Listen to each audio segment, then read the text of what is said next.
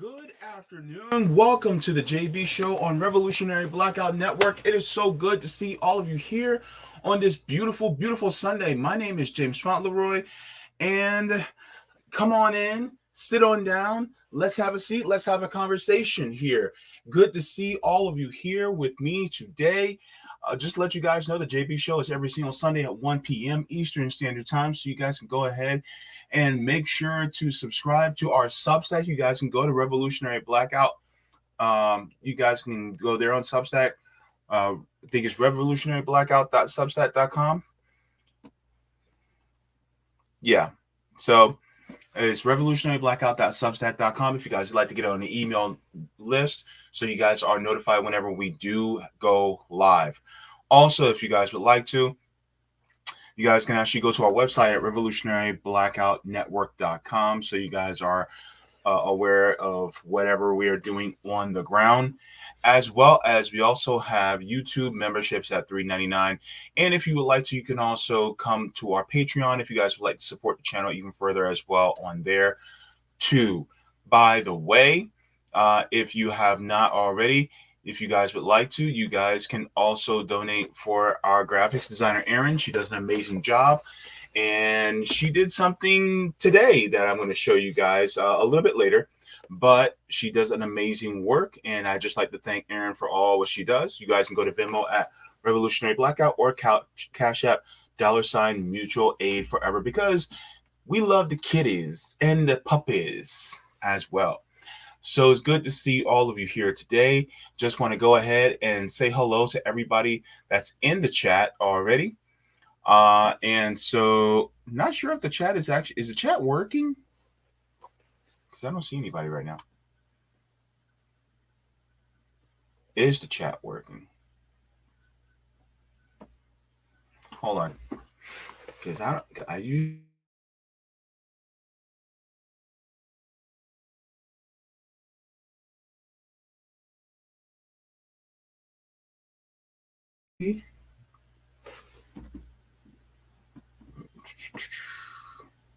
I see those two, but I don't see.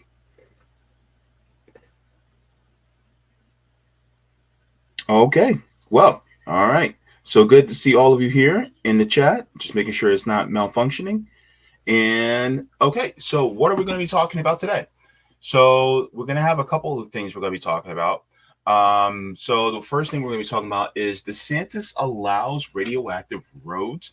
This is actually a story that slipped my radar, and because I wasn't paying attention as much as I should, but I am now. And so this is actually something I think that is very important for us to pay attention to, especially people like me in Florida, especially a lot of us who are poor, working poor, and marginalized here in the state of Florida. That's actually really important. So we're going to be talking about that, as well as I'm going to be doing some highlights from the RBN chapter that we started yesterday. So I'm going to be talking about that as well.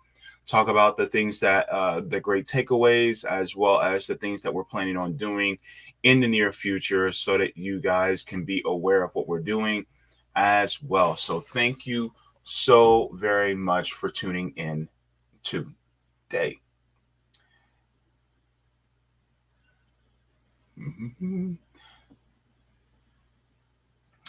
Just Me says, hey, good to see you, Just Me, as well. You see.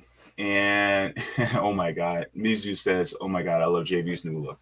Thank you so much. Okay, so we're going to get right into the story. So as much far as a lot of people haven't not known is that there is a weird thing that's happening where Governor Ron DeSantis just signed into law about a little over a month ago, where he actually is now allowing radioactive material being used in the paving of Florida roads. Why is this important? Well, because your health is important, right? So let's go to the story here.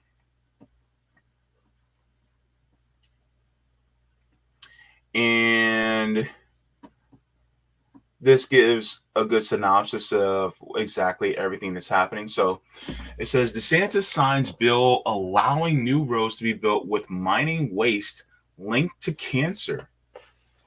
So let's go over this. This is going to be really wild. It says Florida Governor Ron DeSantis signed a bill on Thursday that would allow new roads in the state to be built with radioactive mining waste that has been linked to cancer.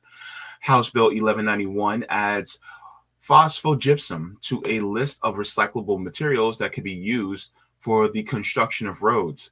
That list also includes ground rubber from car tires, ash residue from coal combustion byproducts, recycled mixed plastic, glass, and construction steel.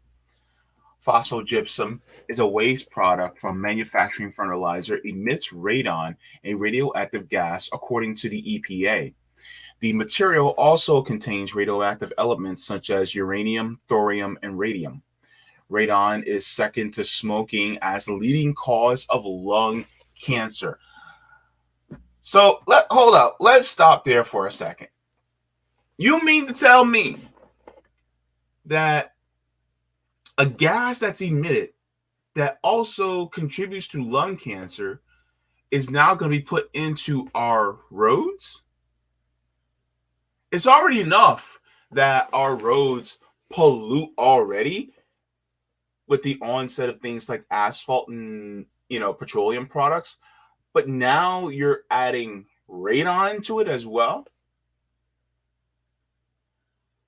And don't some of these things release gases the more it gets heated? And we're literally seeing some of the hottest temperatures on record as far as our climate is concerned.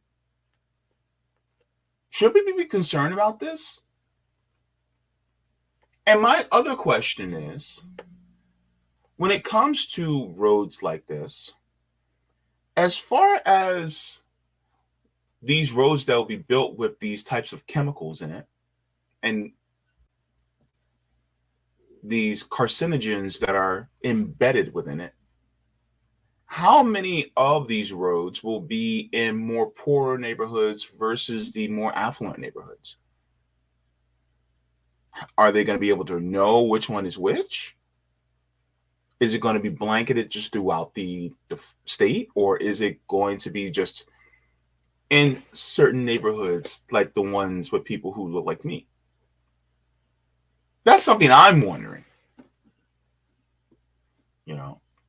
So let's continue, because this is wild. It says the gas has been linked to 21,000 lung cancer deaths every year in the U.S., according to the EPA. It says the agency previously confirmed to CBS News that the mining waste leftover material from phosphate rock is potentially cancer-causing. The material is stored in gypstack systems in an effort to prevent it from coming in contact with people and the environment. Here's my question. If it is prevented from coming into contact with people, right? If you guys are storing it so it doesn't come in contact with people, why in the world would you put it in contact with people? Make that make sense. If it's dangerous, why put it in contact with people in the first place? So you keep it away from people, but now you're saying, well, let's just put it in the material that we use to make our roads, where our kids walk to and from school by every day, right? Where people will be walking, people who are disabled, people that are healthy, no matter who. Aren't some of these same road materials some of the same materials that we use to pave near parks? Or hell, say a basketball court? Parking lots where people live?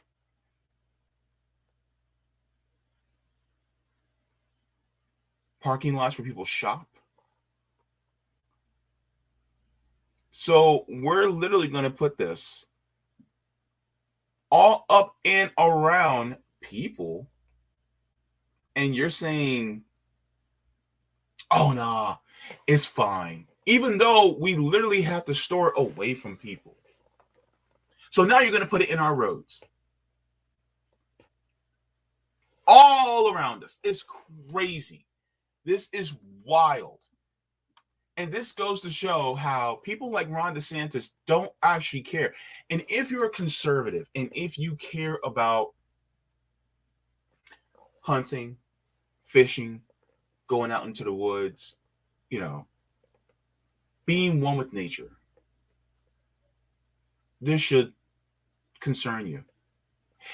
If you were talking about the problems with the pandemic and how you didn't want the jab, right? And how you were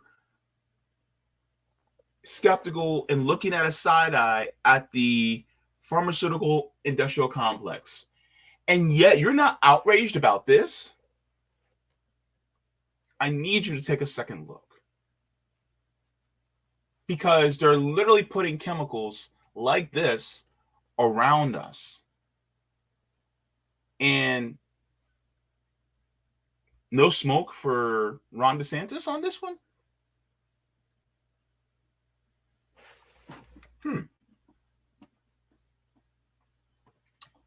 Let's continue. It says the bill also noted that the state's Department of Transportation will have to conduct a study to evaluate the suitability of its use, adding that it may consider any prior or ongoing studies of phosphogypsum's road suitability and the fulfillment of this duty. So it says the department study must be completed by April 1st of next year. It says phosphate mining has been an ongoing problem in the state in recent decades. In 2021, a breach at Piney Point, the former phosphate mining facility in Manatee County, resulted in 215 million gallons of water with environmentally toxic levels of nutrients ending up in Tampa Bay area within a 10-day span. In the statement, Florida and Caribbean director and attorney of the Center for Biological Diversity, Elise Bennett, said that the bill is reckless handout to the fertilizer industry. It says Governor DeSantis is paving the way for toxic legacy generations of Floridians will have to grapple with. This opens the door for dangerous radioactive waste to be dumped in roadways across the state, under the guise of a so-called feasibility study that won't address serious health and safety concerns. So this is what's going on right now in the state that I live in, right? So think about this. On the street that I live in, it's 20, 25 feet away from the road. Not to mention the parking lot right here that is paved. So you're going to put me and my neighbors and the children in my family at risk to save a few dollars. Make that make sense. Continuously putting us at risk. And it's already enough that, you have, a lot of rich people who have health care. They don't necessarily have to live that close to the street. Even still, if somebody's affluent with money, who's to say that they're not going to use this certain type of mix of asphalt on their streets? In some of the more affluent parts of Orlando, you go down the street, it's a brick road. It's not paved with asphalt. It's brick in some of these streets that are more affluent. And so this is what's scary about it. Part of me thinks the affluent in Orlando, particularly the people who live in places like Windermere and Isleworth, and give or take Winter Park, they're gonna go, yeah, no, we're cool, Or if you guys go to in West Palm Beach, the rich people that live over there too, maybe even the villages. But they'll say, yeah, no, we don't want that over there. You guys can use it, but you guys just can't use it here. And so whose neighborhoods is it really going to be put into? Like, they literally spent $23 million in not only repaving, but also extending the road behind me. They spent $23 million. And it took, 2 years to redo and extend that road? It's not even that long. It's like half a mile. So they did all that. What if they put that certain type of asphalt and with this phosphogypsum in it? What if they had it in there?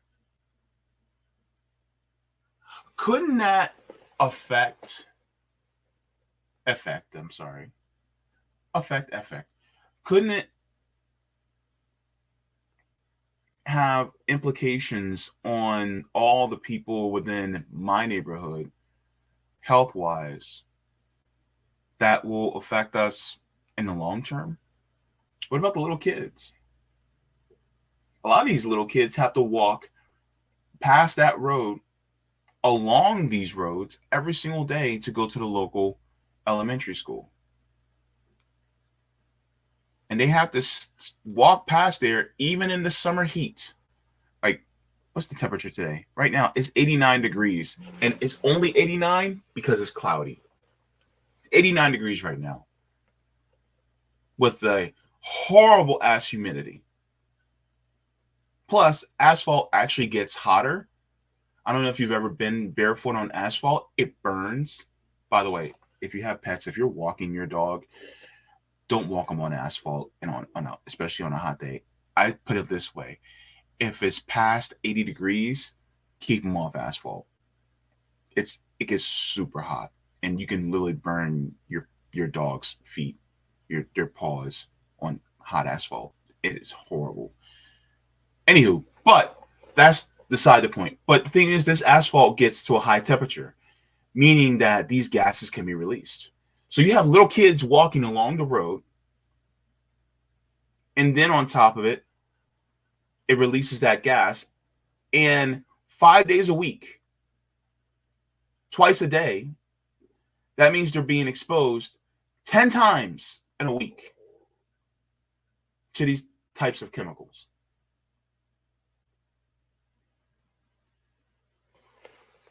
To kids who have to walk to school. And there's hundreds that we see walking to and from school, because apparently if you're less than 2 miles from school, you either have to be ridden in a car by your parent, or, you have to walk. And I remember, because I had to.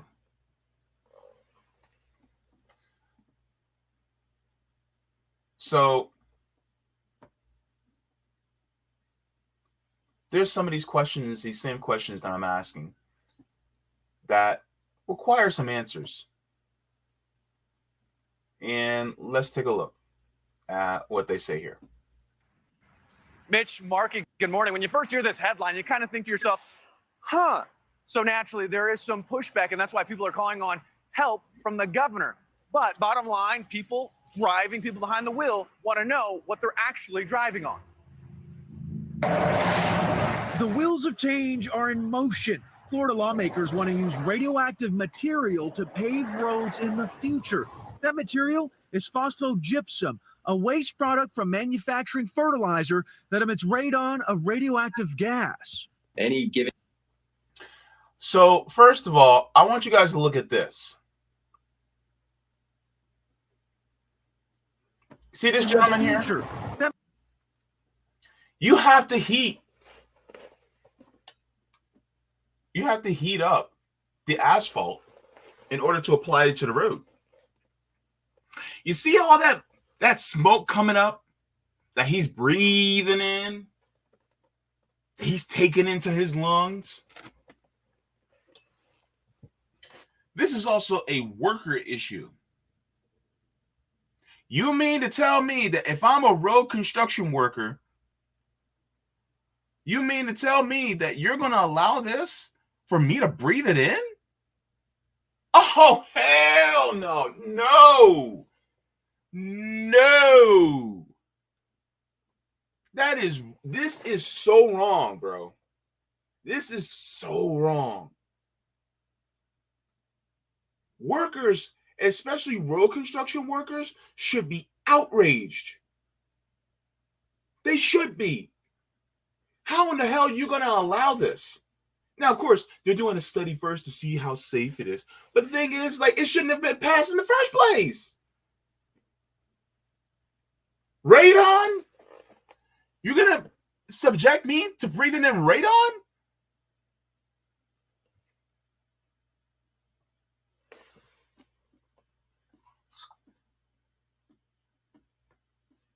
I'm trying not to cuss.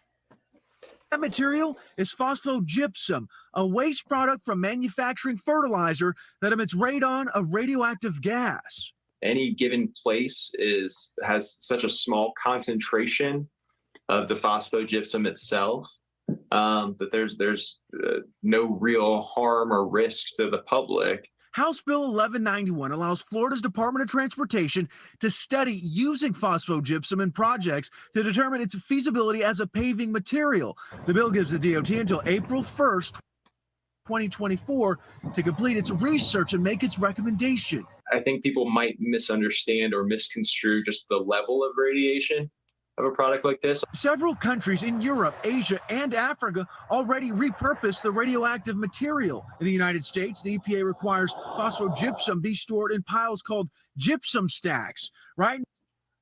Just because other countries do it, just because somebody jumps off a bridge doesn't mean we should do it. I'm saying. Because if it has radioactive material, just because they got it, they do it in their country, doesn't mean we have to do it here. We already have enough pollutants in our environment as it is.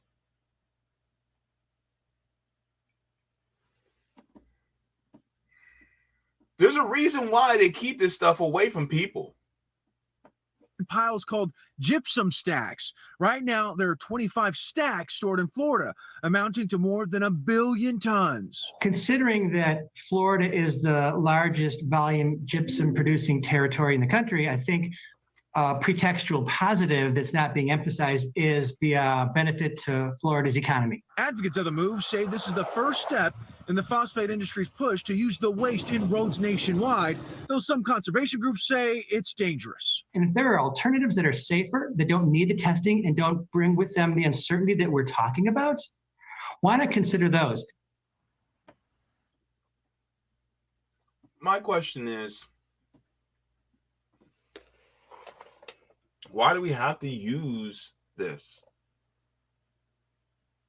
And on top of it, you have the fertilizer industry that's trying to sell this because they want to make more money, honestly, because it's a byproduct. And it's a way to make more profit.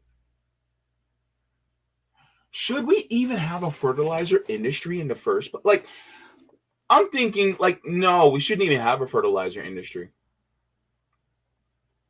I know people are going to look at me like I'm crazy. Like, well, what do you mean we shouldn't have a fertilizer industry? I don't think we should. I think that we should have a nationalized fertilizer industry that provides fertilizer to plant our food. Because the thing is that they're going to use the profit motive in order to make money off of a byproduct that is not usable for them. And so then they're going to sell it to the state, not the state. They're going to sell it to these companies to use in our roads instead so that they can make a profit off of it. But at whose expense is this going to be made a profit off of? It's not going to be at their expense. They're making profit off of it. It's going to be at our expense. It's going to be our health care that's at risk. It's going to be our lives.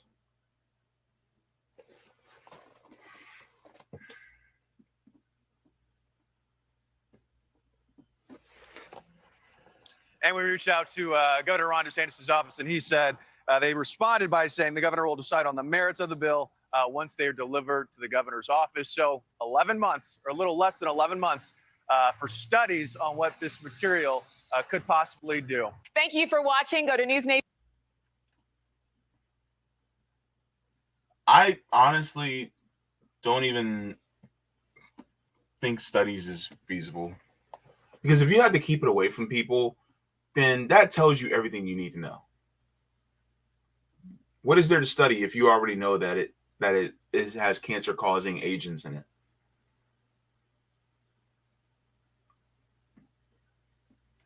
That's what irritates the hell out of me.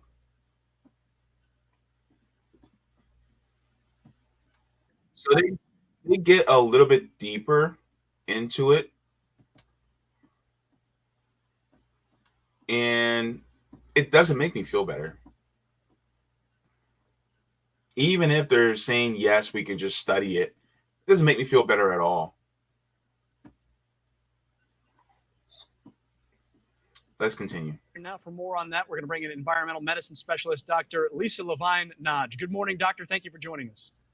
Hi, thanks for having me. So, radioactive, it sounds bad, but is it? What do you think? Well, there are other products or other concerns besides the radioactivity, and there are nanoparticles. There are radon daughters, I guess, and those can stick as a solid to dust, and you can inhale the dust, and that radon gives you lung cancer. It's the second greatest cause of lung cancer besides smoking. That's not making me feel better. It's not.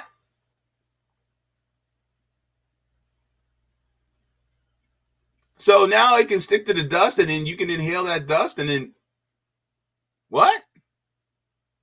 It's not making me feel any better. Nah, dog. It's not making me feel better at all. So the heavy metals, there are other things that are bound that are potentially released. And I think that we're not really considering the whole picture, and a year is probably not long enough to study the effects on humans, obviously, but to study the effect of the road feasibility to work as a product. Well, Xavier mentioned that this is a thing in other countries, and I just kind of wonder if there are results from other countries where this is already being used or being put into roads, and if there are studies that maybe the Department of Transportation can look at there. Well, there are a couple of other countries. I was looking this up, and China is one of them. And we don't really want to follow in the footsteps of China in terms of toxic exposure. Remember the benzene?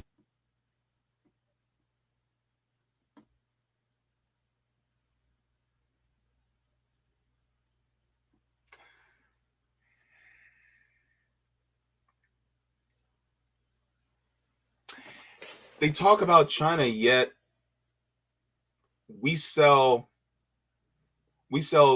Doritos, stovetop stuffing, and Mountain Dew in this country, and Europe doesn't even allow those products to be sold. I don't think the United States has any room to talk. Go ahead, look it up. Yeah, stovetop stuffing, can't get it in Europe. And if you can, then a lot of the ingredients that they put in theirs are not the same. Mountain Dew, and these are foods that we get sold. And let's be real, if China's using it, then they're wrong too.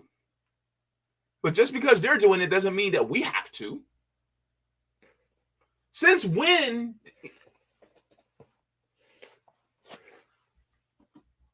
Fuck it, let me continue.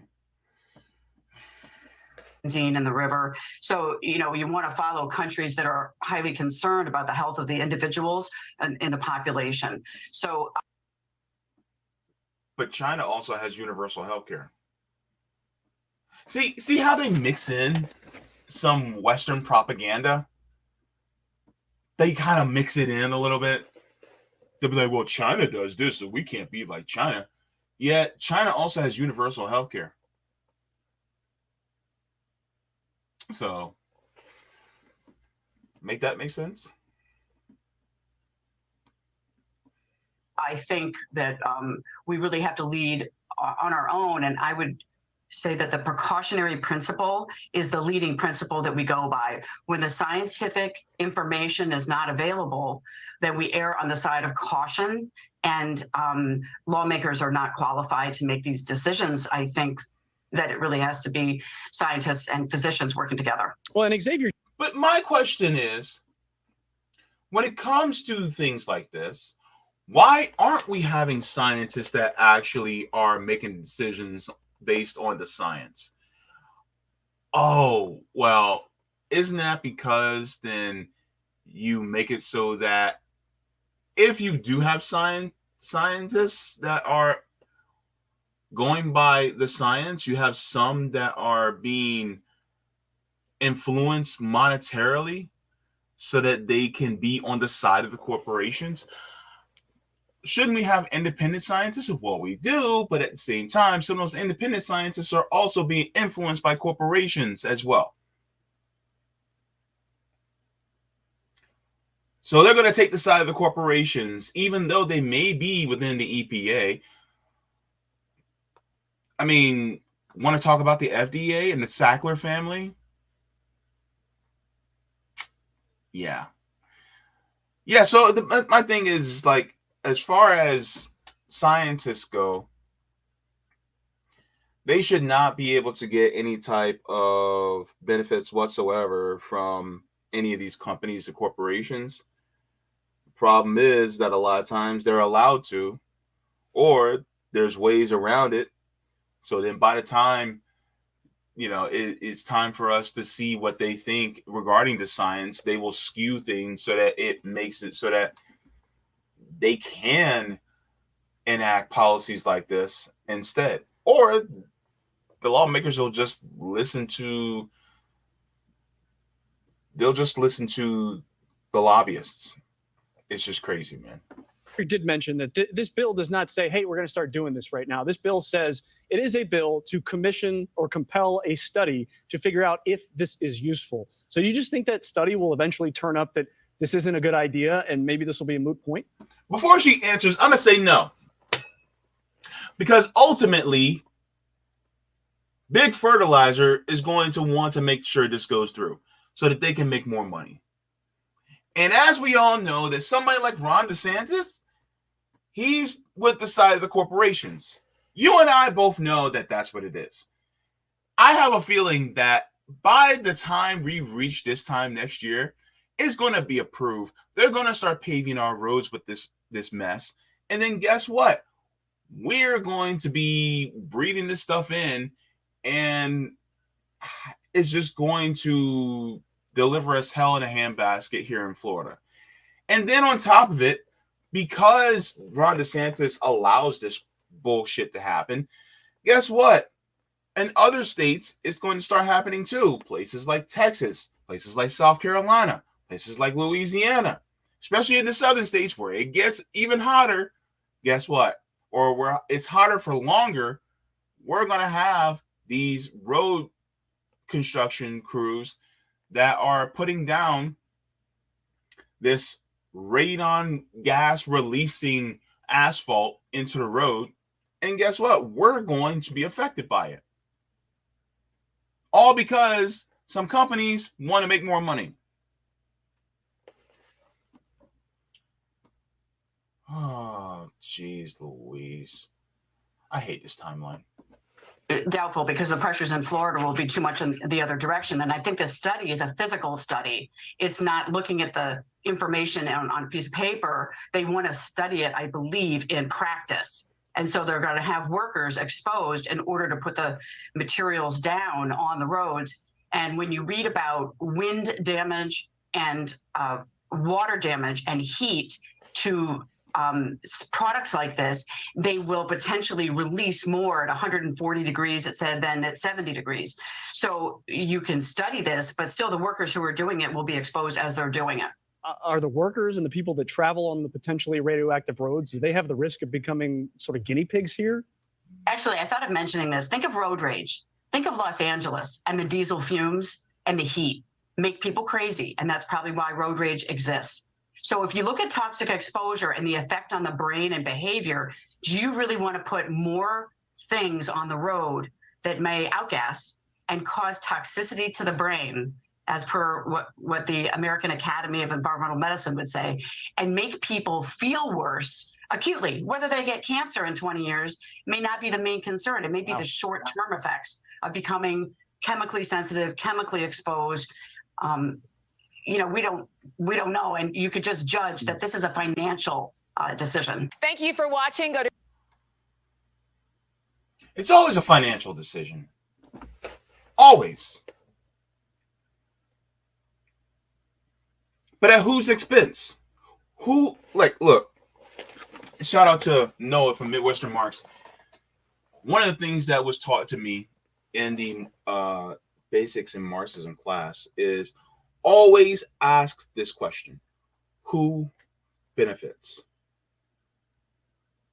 It won't be us. And they'll say, well, it could probably be cheaper. For whom, though? I beg to differ that if we were to actually go for what's cheaper, more cost effective for us as tax-paying citizens. Yeah, she demonized China for having some of the same things in their roads. But let me ask you this. Are they making their culture into a nation of car drivers? Now, back then, you can say in places, especially places like Beijing, yeah, it was a shit ton of cars on the road. But that was years ago. What about now? Let me share something with you guys really quick.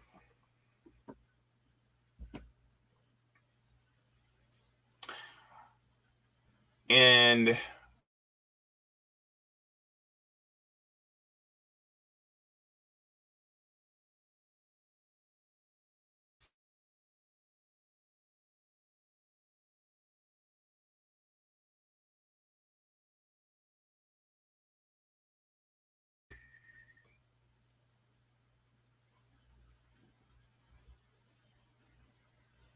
okay.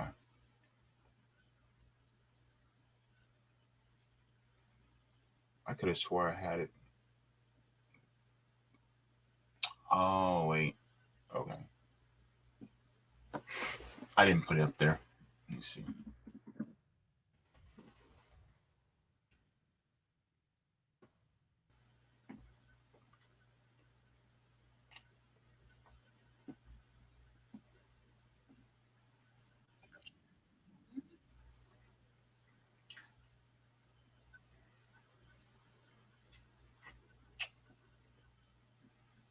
I hope I don't get a copy.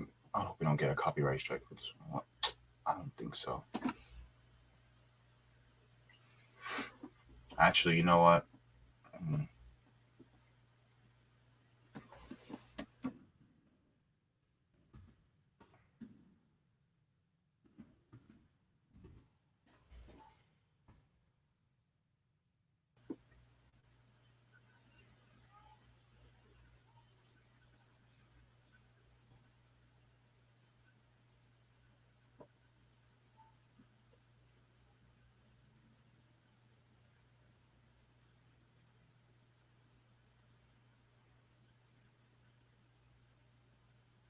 Okay.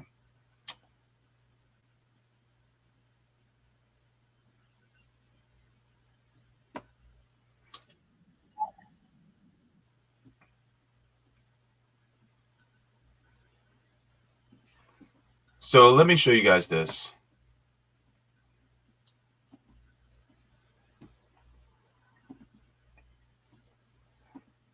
This is what China has. Another one. We got another one coming, look. Here's our train. There's the one on the other side, look. It's getting ready to leave over there. And here comes the through train, look. Look, here we go, Isla. Here it comes. What Look a guy. at this. Wow.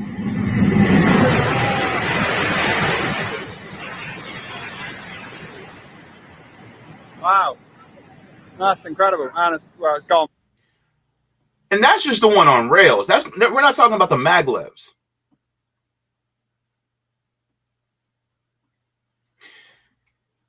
$24,000 miles of rail.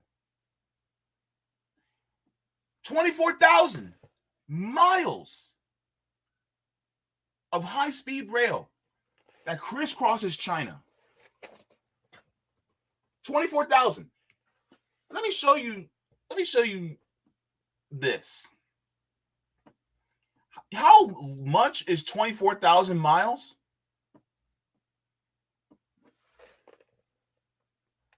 The circumference of the earth is 24,901 miles. China has about as much high-speed rail as it can circle the entire planet. So when we talk about things like, well, China also has these chemicals too, it's not really the same because they're more trying to utilize more public transit to move their people than what we're doing is just by manufacturing more cars. Oh, we can actually put in, electric vehicles. You can have your own personal electric car. Meanwhile, we're mining for all the lithium and lithium mines, which also means that we would actually have to use imperialism in order to get the lithium out of these mines, number one. Number two, you still have to pave these roads with asphalt, which also can be an environmental issue. And it's also environmentally invasive. You also have to manufacture more cars. And it's going to be more expensive for us overall. Versus having more high-speed mass transit like what China's doing.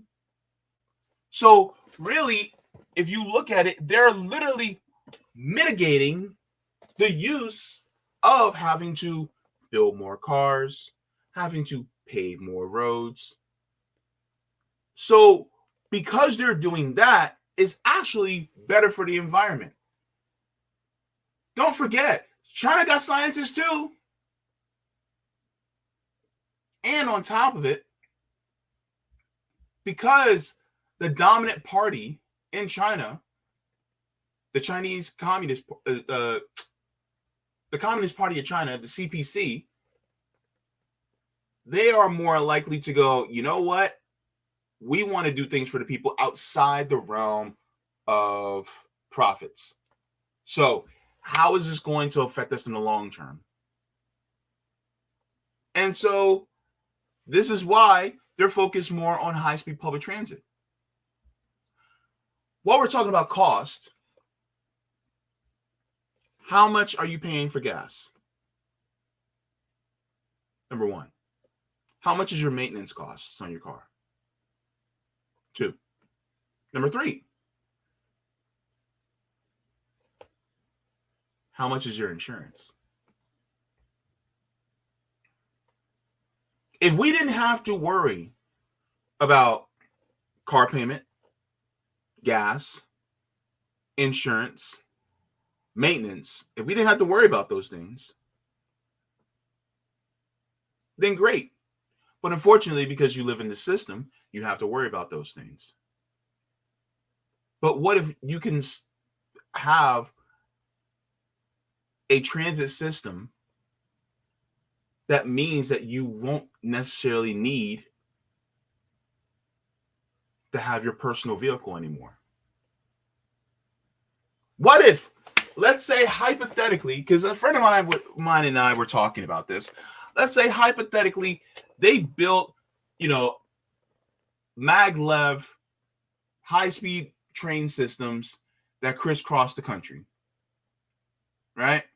let's say they built a maglev train. Maglev trains can go upwards of 300 miles an hour, right? You can take a maglev train. Let's say you start off in New York. You have a stop in Chicago, and you take it all the way to Los Angeles. You can get from there, give or take 18 hours, from New York to Los Angeles. Probably shorter time. But I'm actually giving it, a little span of time, because from New York to LA on a jet and the cruising speed's around 550, it's about 4 hours, right? So me saying 18 hours to get from New York to LA with a stop in Chicago, that's great. That's wonderful. You probably can get there in about 9-10 hours. And that's with slowdowns between stops. What if we had that? What if I can get from here to Rochester in 4 to 5 hours on a high-speed maglev train? Let's make it an express. Stops in Orlando, or no, it goes from Miami all the way up, right? Miami through Orlando, all the way up 95 to Rochester. This would decrease the need for cars on the road. This would decrease the need for auto insurance. This would decrease the need for fuel. We wouldn't even need to manufacture or mine any lithium or as much lithium. If somebody wanted to have an electric car, we wouldn't need to mine or manufacture much iron or aluminum, whatever metals that they use in cars, plastic, vinyl. Wouldn't need to. And meaning we will be able to have more walkable cities. And it will actually be more environmentally safe.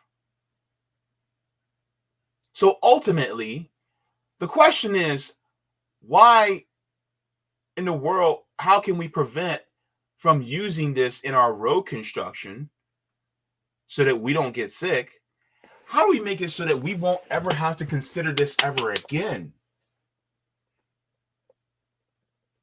How about we make it so that we just change the culture, period, so that we won't have to even use asphalt anymore to create roads? We can just do that.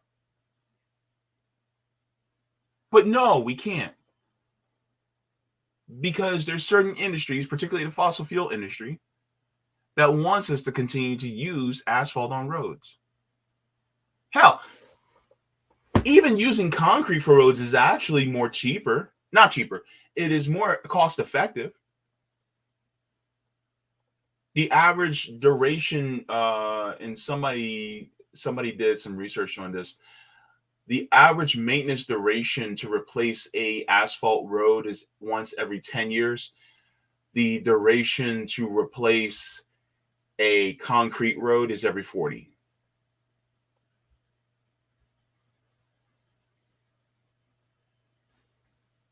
Even though it's more expensive, over time, you don't have to maintenance and replace it as often.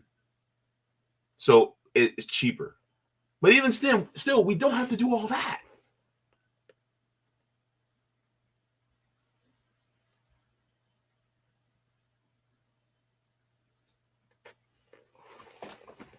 So, yeah, this is one of the reasons why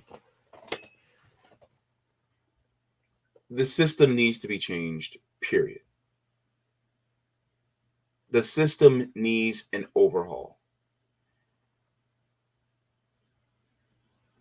What's the purpose for a car? To get to point A to point B, right? To carry yourselves. And sometimes you may need to carry things in your car in order to get to point A to point B, which I get, right?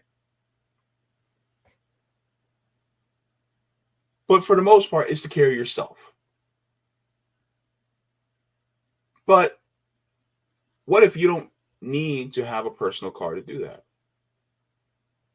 What if you could just use mass transit?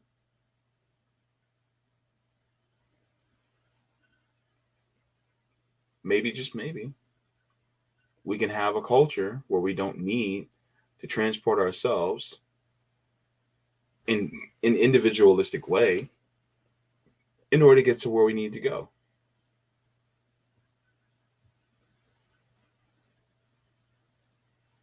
China is on the forefront of that. Maybe we should be more like them in that regard. But yeah, these are some of the dangers of having this type of material. This is from the EPA. It says radioactive material from fertilizer production. Phosphate rock mining is the 5th largest mining industry in the United States in terms of the amount of material mined. Hang on, let me enlarge this.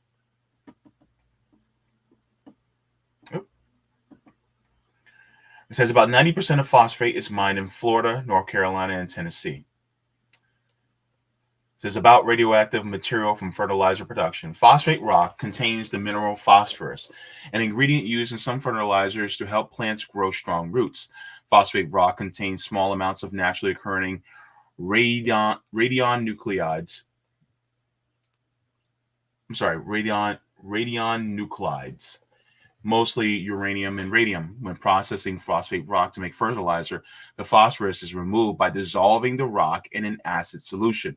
The waste is left behind, called phosphogypsum. Most of the naturally occurring uranium, thorium, and radium found in phosphate rock ends up in this waste. Uranium and thorium decay to radium, and radium decays to radon, a radioactive gas. Because the wastes are concentrated, phosphogypsum is more radioactive than original phosphate rock. So they want to put phosphogypsum in the roads. See? It says the waste that is created during fertilizer production is stored in large piles called stacks. Some stacks cover hundreds of acres and are hundreds of feet high. In the aerial photo, you can see the top of the phosphogypsum stack is covered in water. As you can see, it's kind of blurry, but this is the stack, right?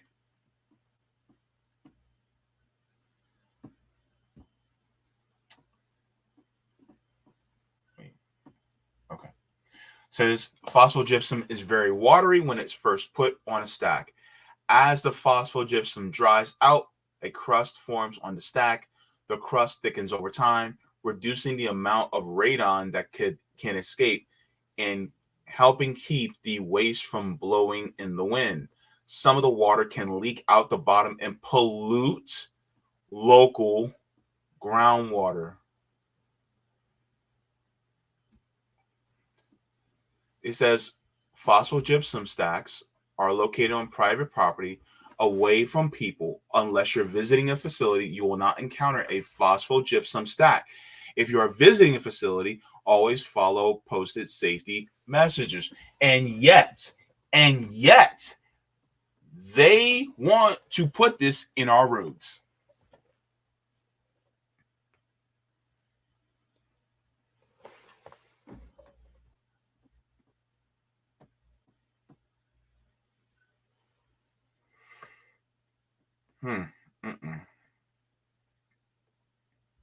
So yeah, that's what's going on here in Florida.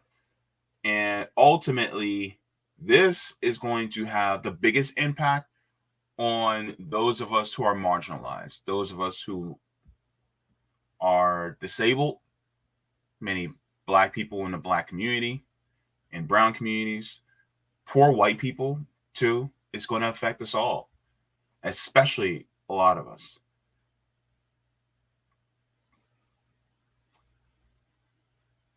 All because some companies want to make more profit. All right, so I'm going to go to the chat really quick before I get to my next subject. Subjection. Okay. Let me go to The Rock first. Solid like a rock.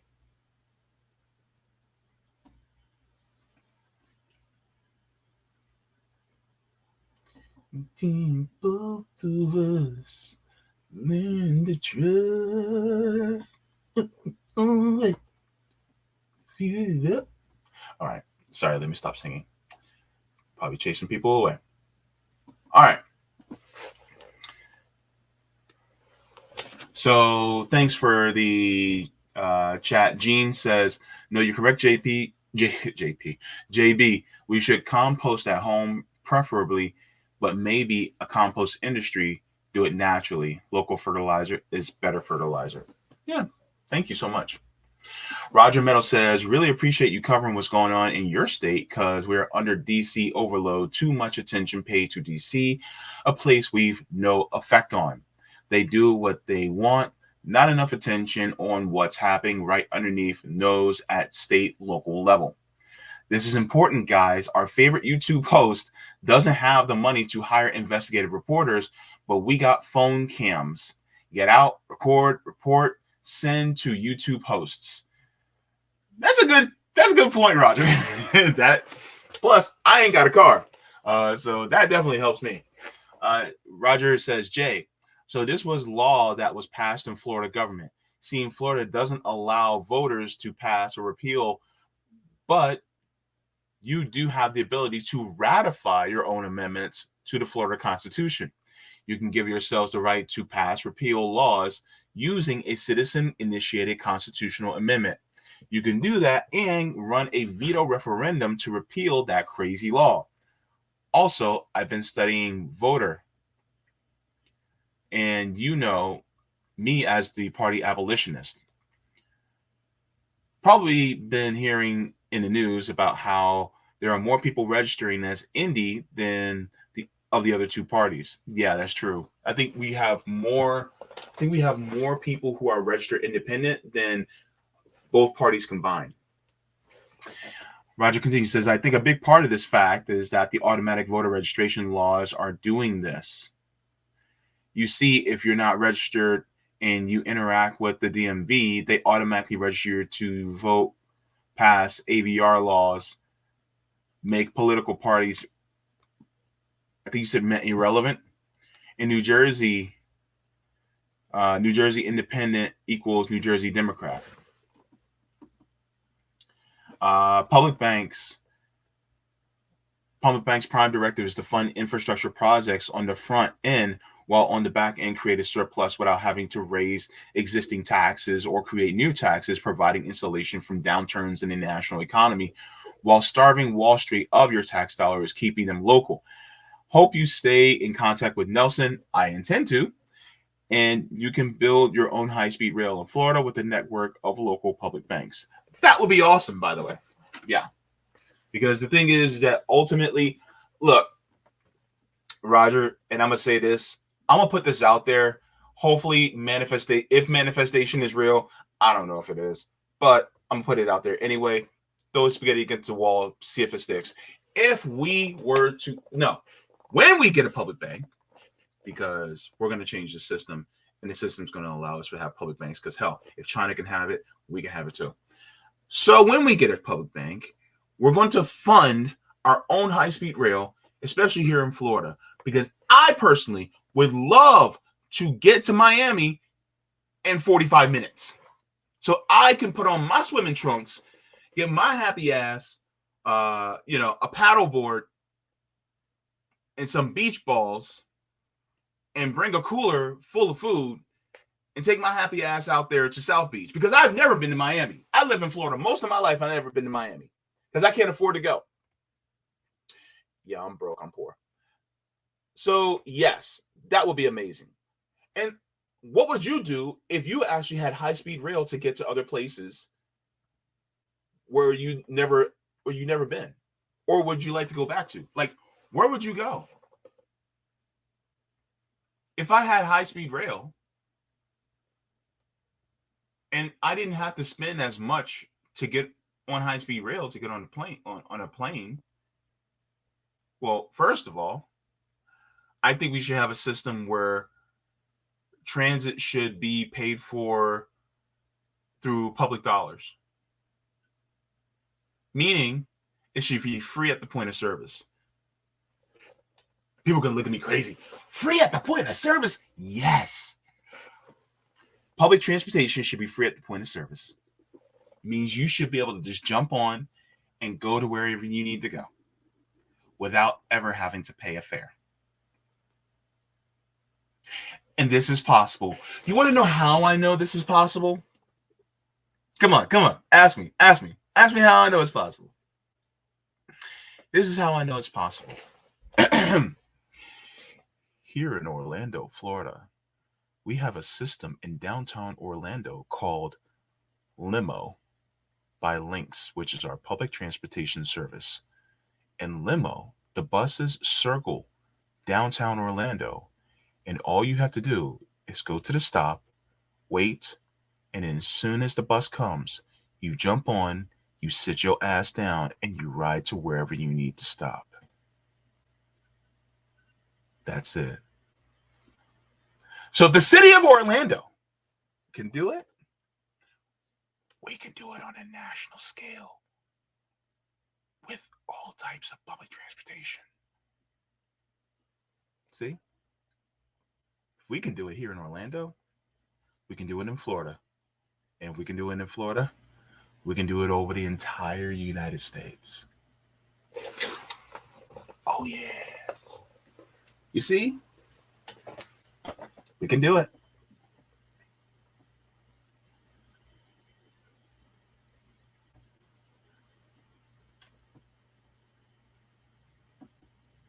So,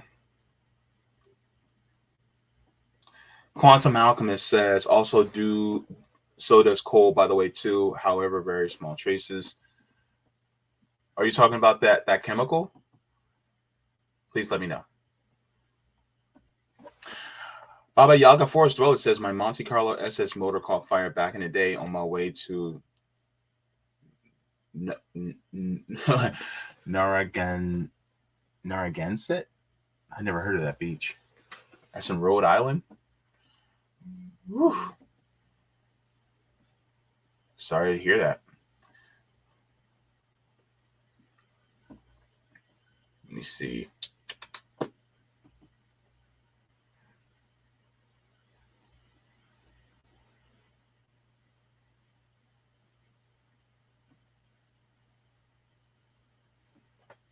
Team Orca. I just read it. All right, hold up. You mean Team Orca says hashtag only fit? Says you mean people get together and start talking and organizing? I like you. Team White Gladys, baby. Team White Gladys. Let me see. Roger, thank you so much for the tip. He says use hemp to pave roads. Florida, regular 5.2 miles, 4.7. See, I don't know what these things mean. I'm not even a driver, dude, because I can't afford it. But I have seen a video where they're using hemp to make bricks for homes, and they're fire resistant and they absorb carbon. So I've seen that. It's wonderful. But yeah, I don't know what the I guess that's 5.2 miles 5.2 miles per. I don't know what the R is.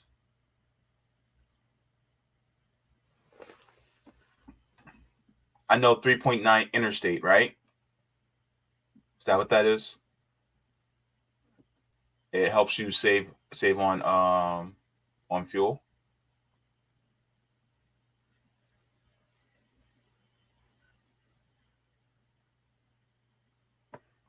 Let me see. Mizu says JB, rubber asphalt is the way. But why should we even need asphalt in the first place? Why should we even need it? Why just not have, mass transit? Like, I think we can just do so much more with just mass transit and do away with it. So that's all.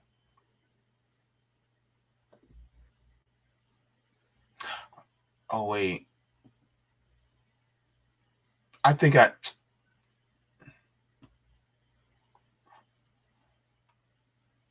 5.2 million. Is that Republicans, 4.7 million Democrats, and 3.9 independents? Is that what you're... Gosh. I'm so stupid. Thank you so much. Never mind. Roger, don't even bother saying another super chat to correct me. I get it now.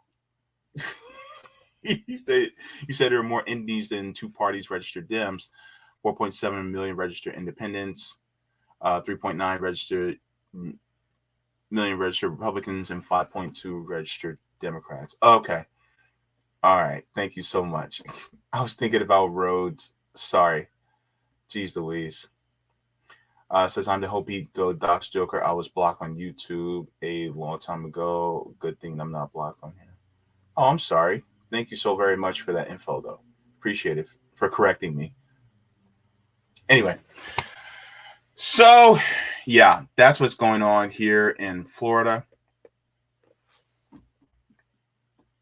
Yeah, but that's not what he was talking about. This is what he says. M is meters, R is radius, unfortunately. But yeah, so now just to let you guys know, if you guys have not, please make sure to like the stream.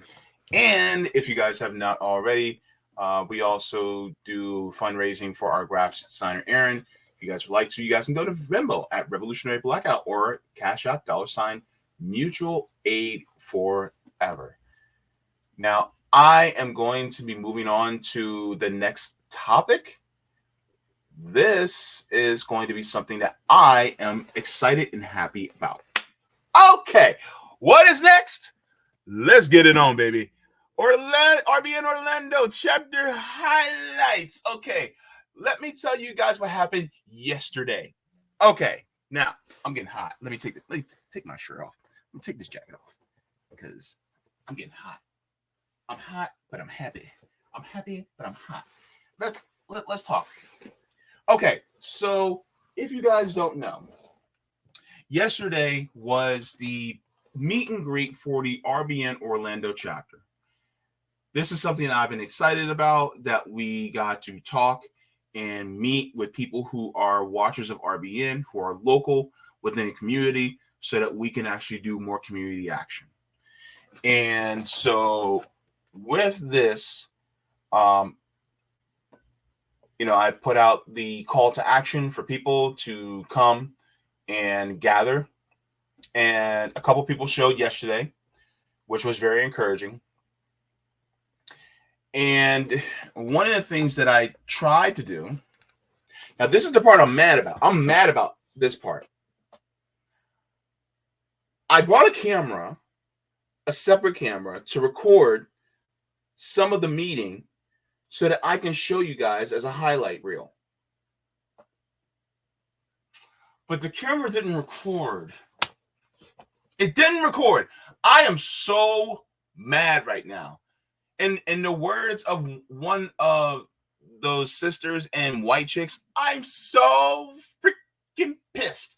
I am mad because I literally had push record and it didn't do it. So now you're just gonna have to trust what I tell you. I'm still mad. I'm mad about it. But we did it at the Drunken Monkey coffee shop, coffee bar, and yes, it's called the Drunken Monkey. And I'm sitting there, and there's this gentleman talking to a young lady about what's going on in Israel, Palestine.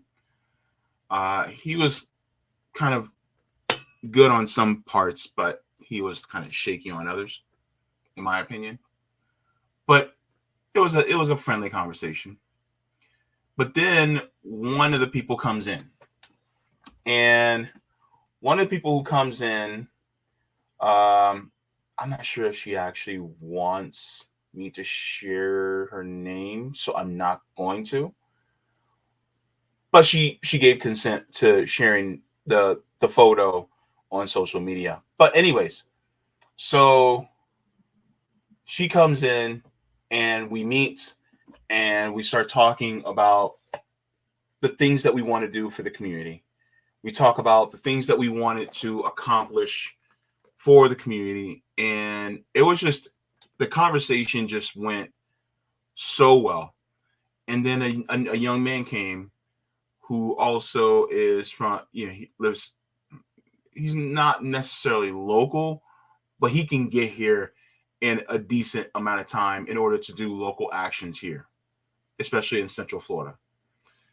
And so we started talking about how we got into activism, or what type of activism have we been doing, what type of things that we would like to do as far as teaching, distributing mutual aid as far as tangible goods, and fundraising, so that we're able to teach and deliver goods in mutual aid. So one of the things that we talked about was which actions that we want to start first. Let me share the photo of us so you guys can see. It was on the thumbnail, but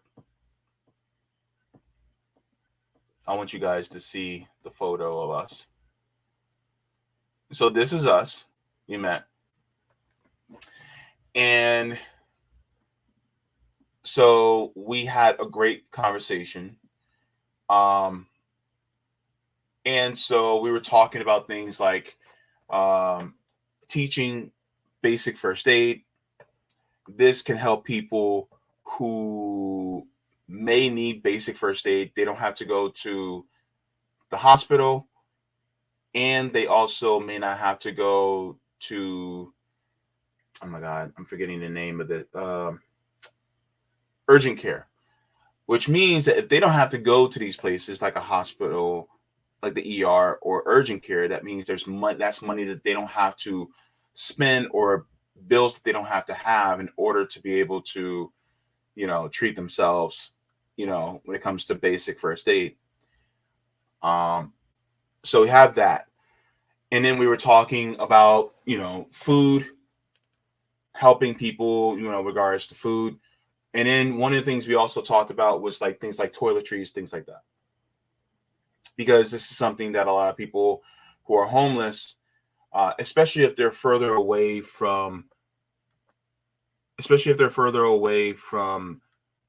the shelters and the missions, they don't really have access to toiletries, things like that. And so I just thought of something else that we could have added. Anywho, I'll talk to them later about it.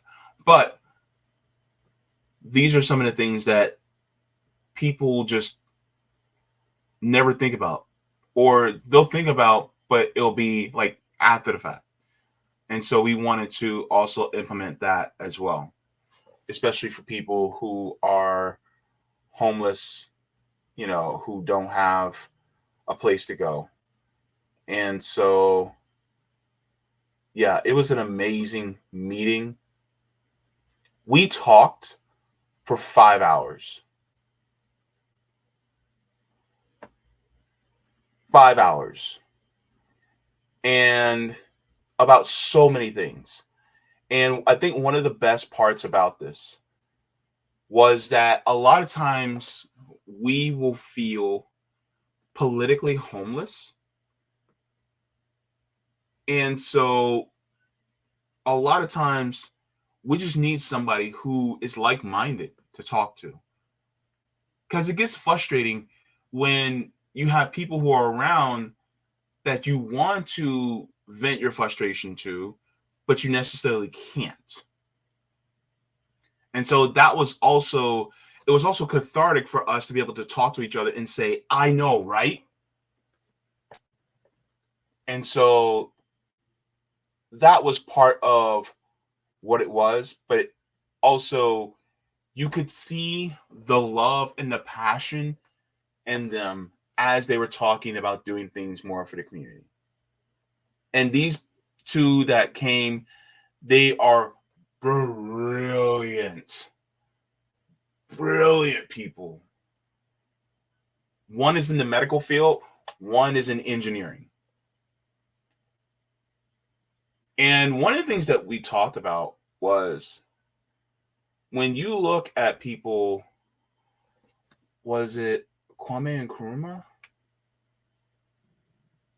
I think it was him, Che Guevara, Huey P. Newton, a lot of these people who we regard as revolutionary, they have, a lot of them are doctors. Like Che Guevara is Dr. Ernesto Guevara, right? Huey P. Newton had a PhD. So it just goes to show that, it's not just workers, it's also some people who may be PMC that also see what's wrong, and they also want to contribute to correct the wrongs. So this is a way for us to actually come together in order to build the community up and build class consciousness and worker solidarity, which makes it even more exciting. And one of the things that I reflected, I said, I don't care if somebody who wants to join in, if they are conservative, liberal, working, poor, I don't care. The point is actually getting it done for the community. And then as we do this will build the solidarity so that we can push for a better system, push for a dual power, so that we can walk away from the capitalist system, so that people can see and go, oh, we can do better amongst ourselves than depending on the capitalist system. So that's what it's about. And so this is why I'm so excited. So one of the things I want to let you guys know is, on the 23rd, we will be doing our first action as a chapter. If you guys would like to, in fact, I forgot to put these banners down. Let me do this really quick, because I want to make sure I put this in. Let me see. Hold on. Jaybe, you should have been more prepared. Yeah, I know. Let me see. Make sure. Put that in there. Okay. Let's highlight that. Okay. So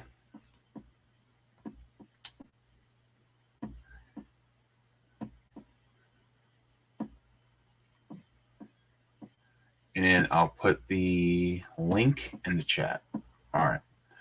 So what we're going to be doing is, if you guys would like to participate in the Orlando chapter, if you're in the Central Florida area, you guys can email me at jamesbfontlower@outlook.com. Right? That's my email. And so if you guys are looking to do more for the community here in Orlando, shoot me an email. And then, if you want to be there for our first action in Orlando, This is going to be on September 23rd, Saturday. Okay, we're going to be doing that in the afternoon.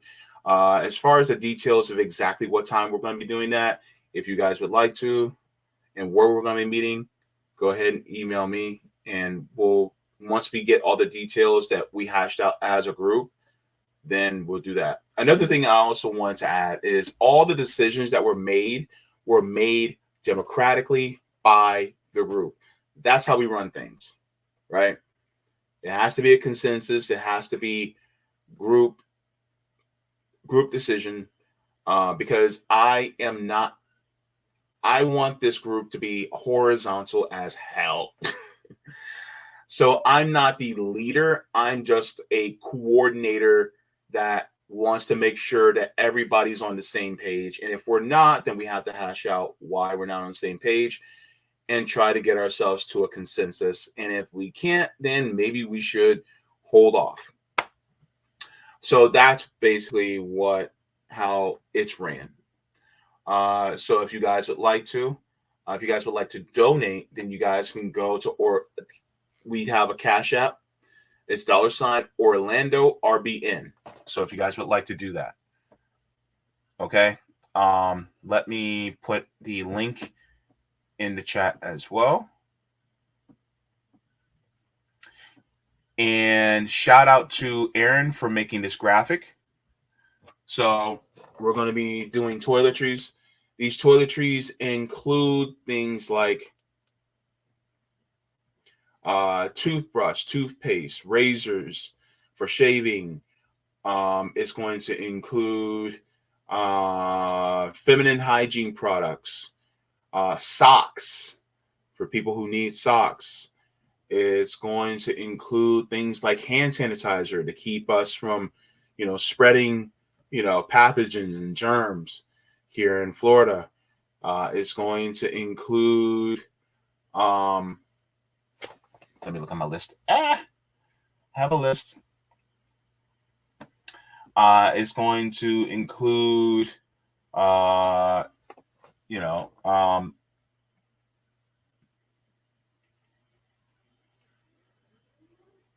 it's going to include things like, we're going to also make sure to include things like bottled water to give out to people.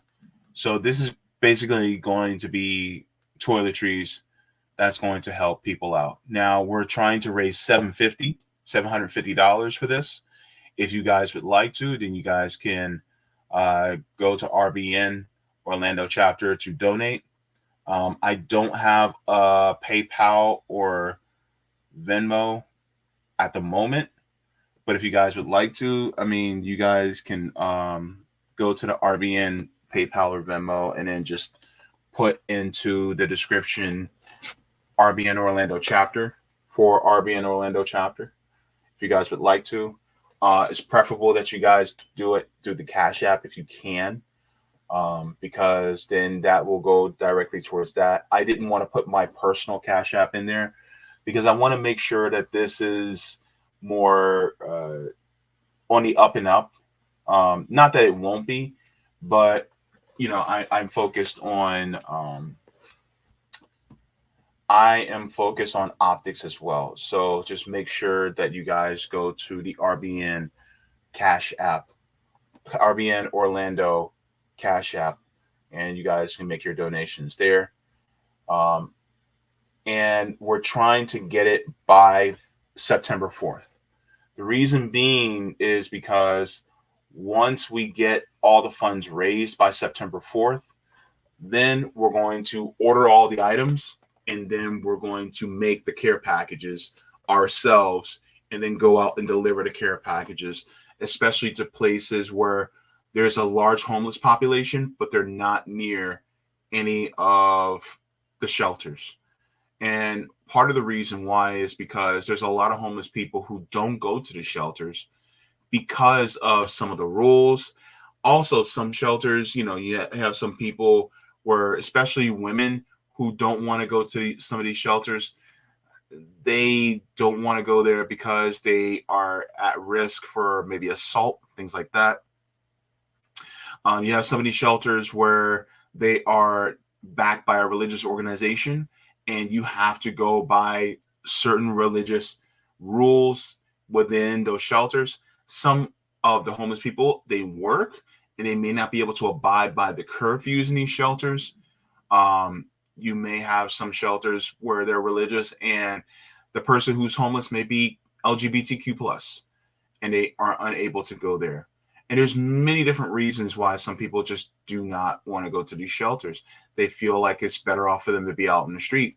So this is why we want to go to them first, because the likelihood of them being able to have toiletries is less. Also, another thing that I want to put out to there, if you are in Central Florida, if you are a barber, a loctician, or a hairstylist, and if you want to help the people in the community, also, please make sure to reach out to me via my email so that we can get together and help the people to be the best version of themselves.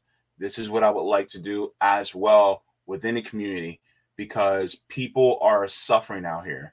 And, you know, it's also an emotional aspect. When you look good, you feel good. And if you feel good, then you're able to maneuver better through life. So I would love to help people who go through that as well. Look, I haven't had my hair cut recently because I just can't afford it. And I know how it's like, and I'm not homeless. So you got to know how people feel. And this is why I say, you know, a barber, a loctician, because some of us black people, we may lock our hair, put it in locks, but we may want to keep the locks. So, you know, you may, want to see a loctician to get a retwist, right? Or a beautician, that does longer hair. And so if you guys know of anybody, or if you are one of those people who,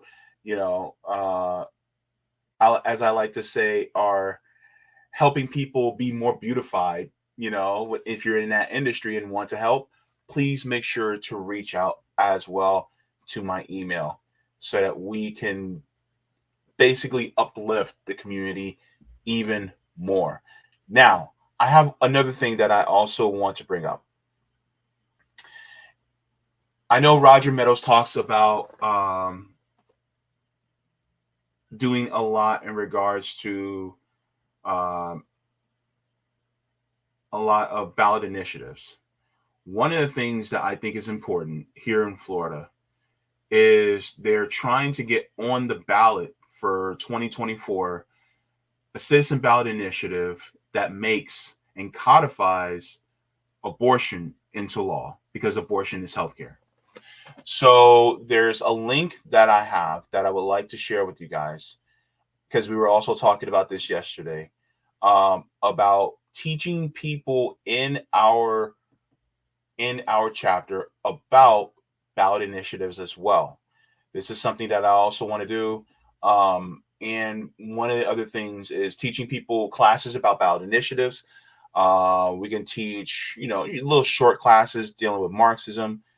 We can teach short classes on how to apply for food stamps, how to apply for Medicaid and Medicare, things like that. So let me make sure I get, okay, here it is. So this is FloridiansProtectingFreedom.com. And so it's a petition to put abortion rights on the ballot. This is also deeply important here in the state of Florida. It says the overwhelming majority of Floridians think we should all have freedom to make our own personal healthcare decisions without interference from politicians. Despite that, politicians have again denied Floridians the right to control their own bodies and lives, approving a 6-week abortion ban. It bans abortion before many people even realize they are pregnant, and leaves little time to get care under Florida's 2-trip requirement. Help put these decisions back in the hands of Florida families and their doctors, not politicians. So if you're the type of person who believes in your body, your choice, especially how we went through that during the pandemic, then to be honest with you, it should be your body, your choice.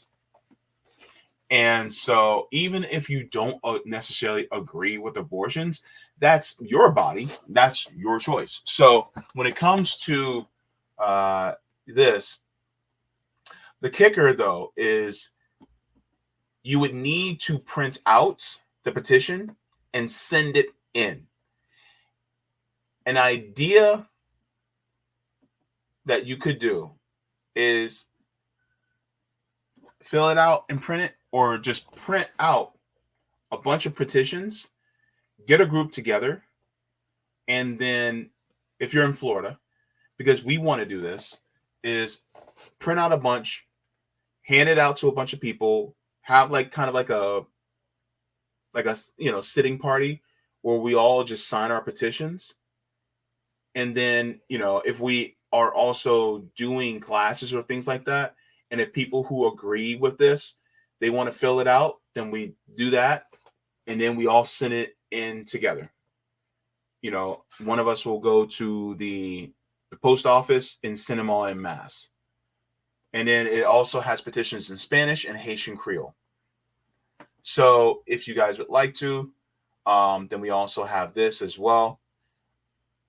They have petition hub locations all over Florida. So this is also something that we would like to do as well and it also has the frequently asked questions for this as well. So I'm going to share this into the chat as well so that you guys have this, especially if you are in Florida. If you have family and friends who agree with something like this in Florida, go ahead and share this as well with them too, so that they can also engage with this, so that we can literally put it on the ballot so that the people decide instead of having to go through a politician. Because the thing is that politicians will fail you every single time in many different ways. And so I think this is what is needed, is to put it directly in the hands of the citizens so that they're able to make the decisions themselves. So that's one of the things I would like to do, is help, people with that. People who, are subject to people with uteruses, basically, because it's not just women, cisgender women. It's also people who may be trans men that may end up being subject to something horrible, like, rape, things like that. I mean, there was a story about a 10-year-old girl being forced to give birth. What about people who may experience an ectopic pregnancy? There was a story about a woman in Texas having a stillborn fetus in her body that was causing her, that's basically putting her at risk to die. So thing is that put it in the hands of the actual people. This way you don't have to advocate for some Democrat or Republican.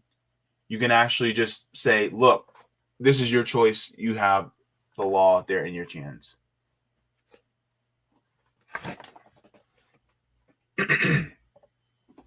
Baba Yaga Dweller says, Jaybe, political jokers don't get it done. The people do. And basically, that's the point, right? Thank you so very much. But yeah, so this is some of the things that we want to do within the Orlando chapter. So it says, for houseless neighbors, goal is 750 by September 4th. So you guys can go to Cash App, Orlando RBN, and if you guys would like to, and anybody who gives a donation, I will be shouting them out. If it's on Twitter, if it's through Twitter, then I'll shout them out. If you guys did it here on YouTube, then I will shout you guys out here too. So just wanted to make sure that, because make sure we want to acknowledge all the people who are helping us along the way in order to raise funds for the community, because it means a lot. And of course, I'll be talking about this pretty much every show, as well as on my channel, because that's what's important, to get this set up and ready so that people in the community get what they need as well. And wait, my phone is so slow. I need a new phone. Too broke for one. Anywho, so yeah.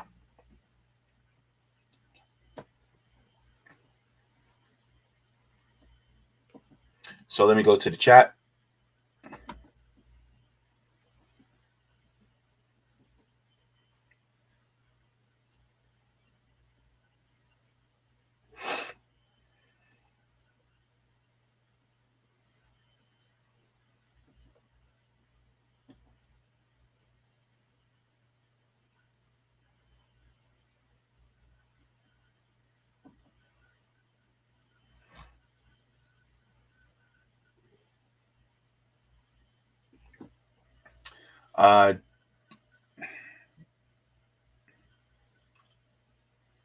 The name is, yeah.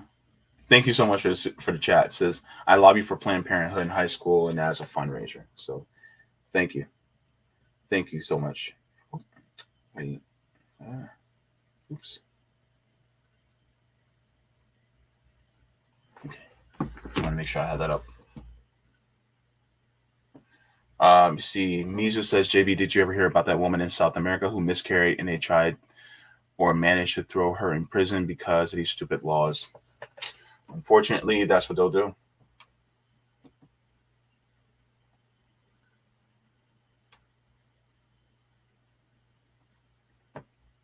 I used to work for Dr.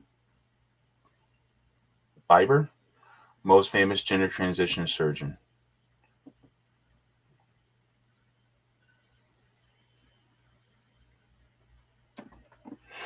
Katie! Hey! One of the members. One of the members of the chapter yesterday. Yes, yesterday was awesome.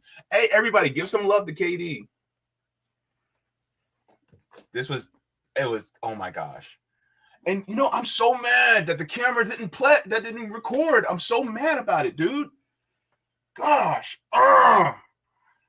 But look, I'm making sure when we get together, it's going to happen.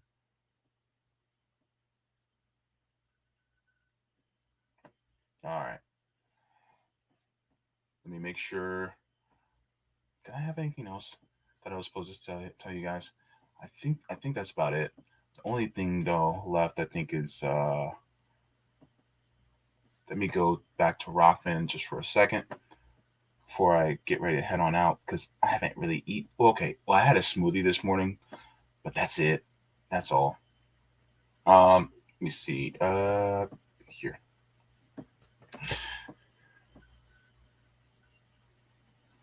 Gene Whipper says the Japanese have a monorail that's even faster.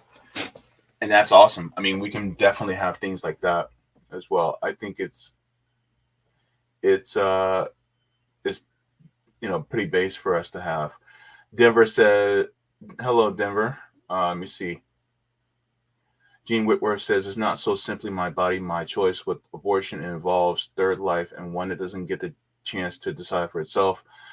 I'm not anti-abortion, but I like everything else, especially has to do to come first. Abortion shouldn't be an issue ever. Planned Parenthood is an organization that's hardly co-opted, but generally it should be standard education. Thank you so very much for that. All right.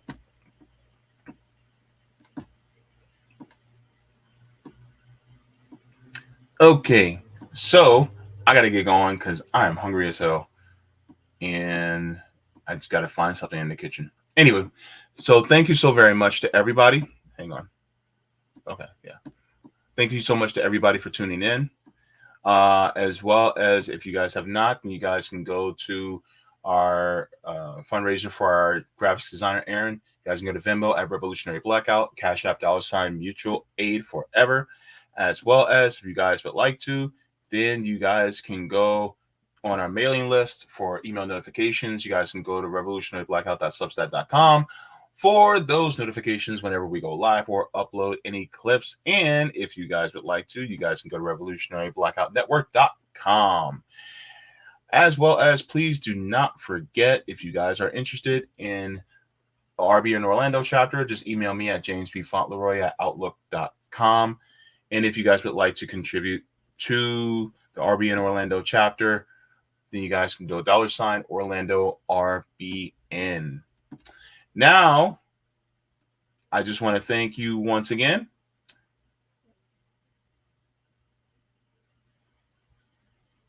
Oh, yeah. Okay. Sorry. I'm trying to think of anything I missed. Oh, yeah. Water your plants, water yourselves, leave the